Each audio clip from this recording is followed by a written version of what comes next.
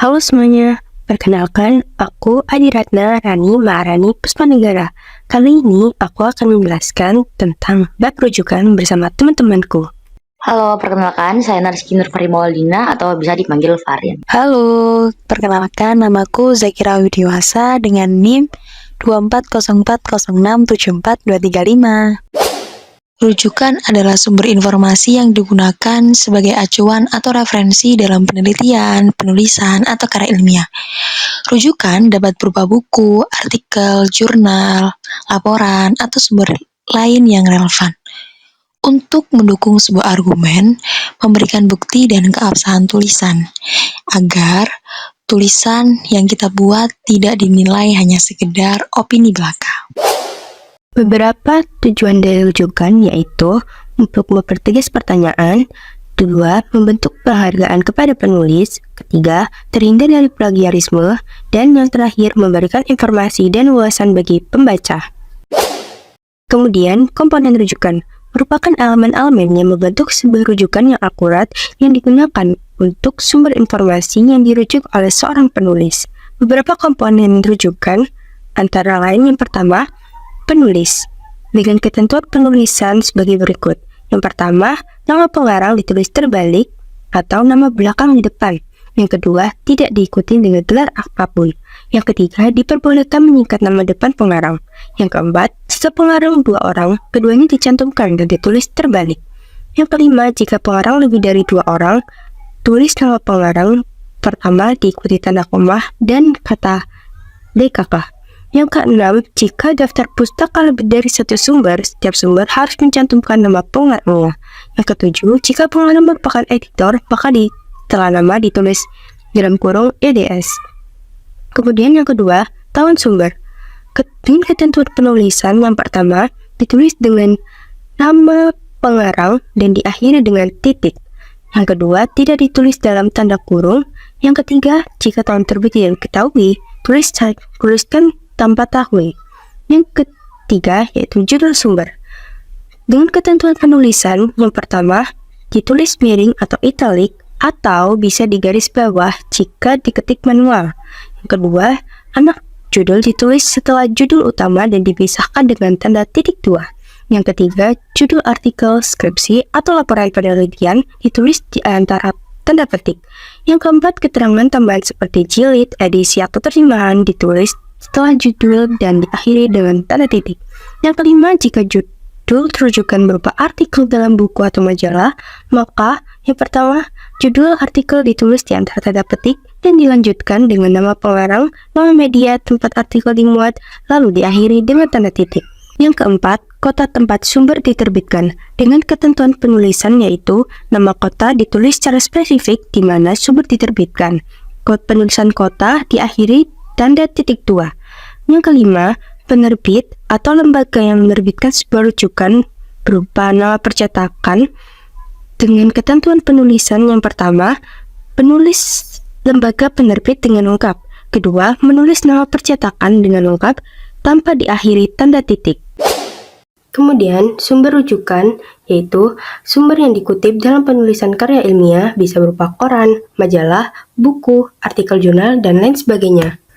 Pertama, rujukan dari koran atau majalah dengan ketentuan penulisan yaitu nama pengarang ditulis paling awal, diikuti tanggal, bulan, dan tahun terbit.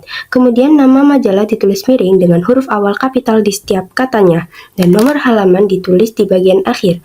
Kemudian judul artikel ditulis di antara tanda petik 2. Kedua, rujukan dari dokumen resmi pemerintah atau lembaga. Penulisnya adalah nama lembaga atau instansi dengan ketentuan diikuti tahun, judul peraturan atau dokumen, kota terbit, dan penerbit. Kemudian ketiga, rujukan dari internet. Ada beberapa jenis. Yang pertama, yaitu karya individual. Ditulis dengan nama pengarang, judul, keterangan online, alamat situs, dan tanggal diakses. Yang kedua, artikel jurnal online dengan format yang serupa dengan karya individual, hanya ditambah volume atau nomor terbit. Yang ketiga, bahan diskusi daring, mencantumkan tanggal, topik, alamat email, dan waktu diakses. Yang keempat, post pribadi, diawali dengan nama pengirim dan alamat email, diikuti tanggal dan topik, serta nama penerima. Mahasiswa harus tahu gimana caranya menulis rujukan yang sesuai dengan gaya penulisan rujukannya. Yang pertama ada apa style. Di sini apa style itu sangat umum digunakan dalam bidang psikologi, pendidikan, dan ilmu sosial. Karakteristik penulisan apa style dalam penulisan gaya perujukan adalah yang pertama, penulisan nama rujukan itu ditulis nama belakang dan inisial nama depan. Yang kedua, tahun publikasi ditulis dalam kurung setelah nama penulis. Yang ketiga, judul karya. Judul karya ditulis dalam huruf kecil sesuai huruf pertama. Jadi maksudnya, judul karya itu ditulis dalam huruf kecil, kecuali huruf pertama dan kata benda proper. Yang keempat, kutipan dalam teks ditulis dalam format yang ada pada contoh. Yang kelima, daftar pustaka bisa dilihat di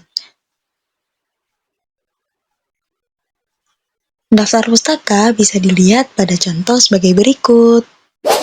Gaya penulisan selanjutnya adalah MLA style. MLA style umum digunakan dalam bidang humaniora, sastra, dan bahasa.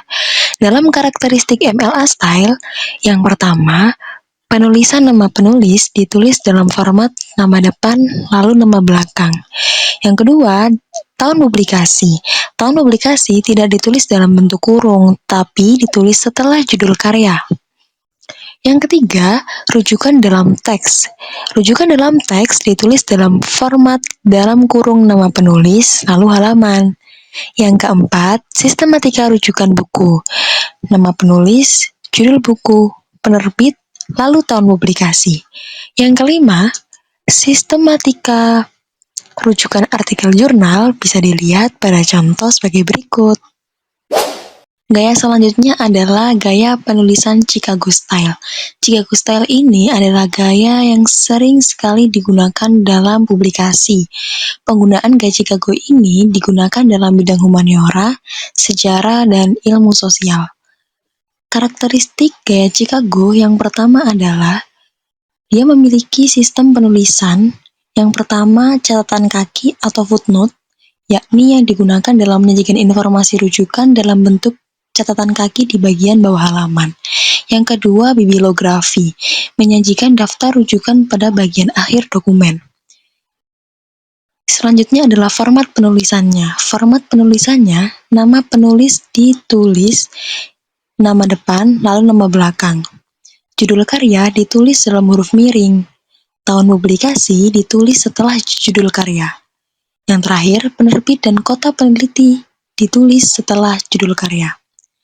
Sistem penulisannya, jika ingin mengambil rujukan dari buku, bisa dilihat dalam contoh sebagai berikut. Jika mengambil rujukan dari artikel jurnal, juga bisa dilihat dalam contoh sebagai berikut. Jadi ada perbedaannya ya guys. Lalu ada IEEE style, yakni Institute of Electrical and Electronic Engineers, yakni umum digunakan bidang teknik, teknologi, dan ilmu komputer. Lalu sistem penulisan dari sistem ini yakni menggunakan sistem penomoran yang dirujuk dalam teks lalu ditulis dalam kurung siku atau nomor yang sesuai dengan daftar rujukan. Lalu ada juga site starts atau daftar rujukan yang disajikan di bagian akhir dokumen berurutan sesuai nomor kemunculan. Lalu karakteristiknya yakni yang pertama ada penulis, inisial nama depan dan nama belakang, lalu judul karya miring untuk buku jurnal dan tanda kutip untuk artikel. Lalu ada juga sistematika jurnal atau nomor, nama penulis, judul artikel, judul jurnal, vol and volume, nomor, tahun publikasi, pp, dan halaman. Jadi kesimpulannya ialah rujukan merupakan elemen fundamental dalam penulisan karya ilmiah dan akademik. Menggunakan rujukan yang benar dan sistematis dengan memperhatikan kelengkapan komponen dan konsistensi gaya penulisan seperti EIPA, MLA, Chicago, atau IEEE. Itu merupakan kunci untuk menjaga integritas akademik, memperkuat validitas argumen, dan memberikan kredit yang layak kepada sumber aslinya. Lalu memahami perbedaan antara daftar rujukan dan daftar pusaka, serta mematuhi etika pengutipan memastikan bahwa karya ilmiah yang dihasilkan adalah jujur dan bertanggung jawab. Mungkin itu saja materi dari kelompok kita.